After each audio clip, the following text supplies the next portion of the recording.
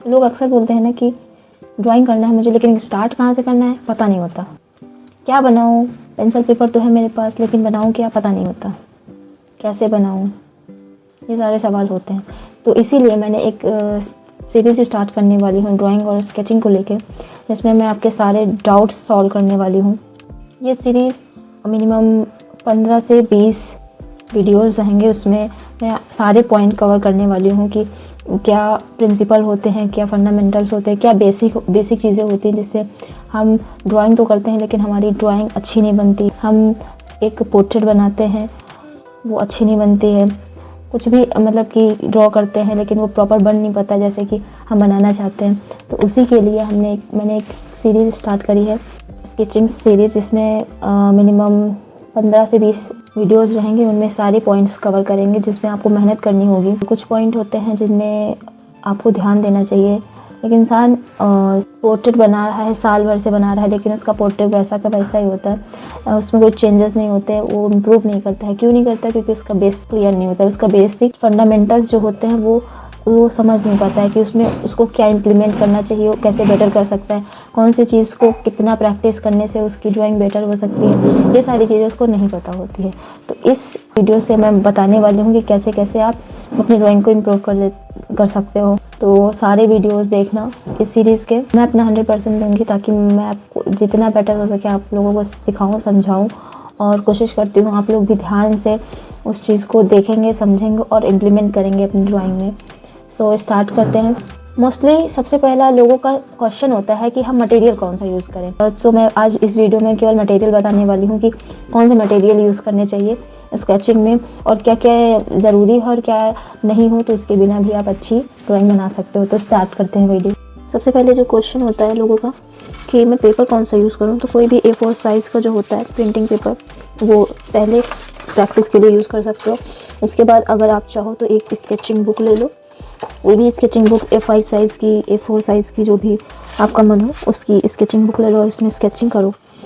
उसके पेपर का पहले तो छोड़ ही दो, क्योंकि आप स्टार्ट कर रहे हो तो आपको पेपर कोई हाई क्वालिटी का नहीं लेना है, सिंपल ही लेना है जिस पे आप प्रैक्टिस कर सको। उसके बाद पेंसिल में आपको कौन सी लेनी है, तो पेंसिल में कोई भी आप ले सकते हो, किसी भी ब्रांड की, डजंट मैटर। ये याद रखना कि B हार्ड सॉफ्टनेस को दिखाता है और H हार्डनेस को दिखाता है। तो अगर पेंसिल ये HB की पेंसिल है तो ये H हार्डनेस को दिखाएगा और B सॉफ्टनेस को दिखाएगी। तो अगर 10B की पेंसिल है तो ये उतनी ही सॉफ्ट होगी।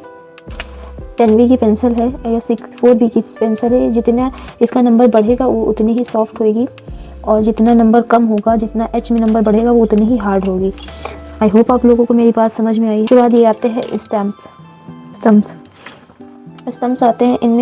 इनसे हम शेडिंग करते हैं, कोई भी एरिया हो उस पर हम सेट करते हैं। किसी भी एरिया पे ब्लेंड करना होता है, हम इसका यूज़ तब करते हैं। ब्लेंडिंग के लिए हम इसका यूज़ करते हैं। ये पेपर के बने होते हैं और ब्लेंडिंग स्टम्प बोलते हैं इनको।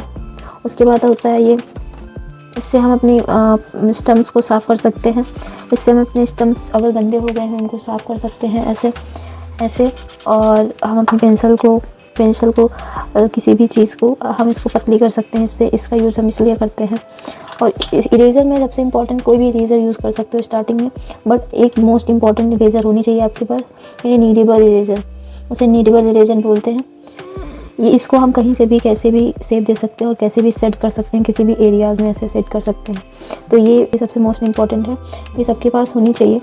क्योंकि अगर आप छोटी छोटी जगह पे स्केचिंग करेंगे तो ये बहुत ही हेल्पफुल है आपके लिए कि आप ये अपने पास ज़रूर रखें। और बस ये बेसिक टूल्स हैं जिनको आपके पास होने चाहिए स्केचिंग स्टार्ट करने के लिए। कुछ पेंसिल्स और स्टम्प्स और इरेज़र और एक कटर, ये शार्पनर, बस इतनी सी सामान की ज़रूरत है आपको और आप स्केचिंग स्टार्ट कर सकते हैं मेरे साथ।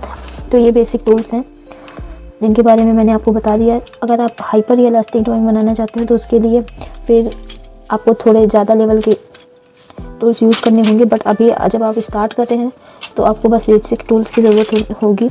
तो ये बेसिक टूल्स हैं जो आपके पास होने चाहिए। सो आज की वीडियो में बस मैं टूल्स के बारे में बताऊंगी। कल के वीडियो में बताऊंगी कि आप कैसे स्केचिंग स्टार्ट करें, कैसे आप स्केचिंग पेपर भी स्टार्ट करें। आज की वीडियो में मैंने बताया कि बेसिक टूल्स क्या होते हैं जो आपको लेने चाहिए कि एक स्केचिंग को और ड्राइंग को इम्प्रूव करने के लिए। कल का वीडियो बहुत इंपॉर्टेंट होने वाला है। कल मैं आपको ऐसी प्रैक्टिस बताऊंगी जिससे आप अपनी ड्राइंग को बहुत इम्प्रूव कर सकते हैं। तो कल का वीडियो मिस मत करिएगा। तब तक के लिए बाय बाय। कल मिलते हैं नए वीडियो में।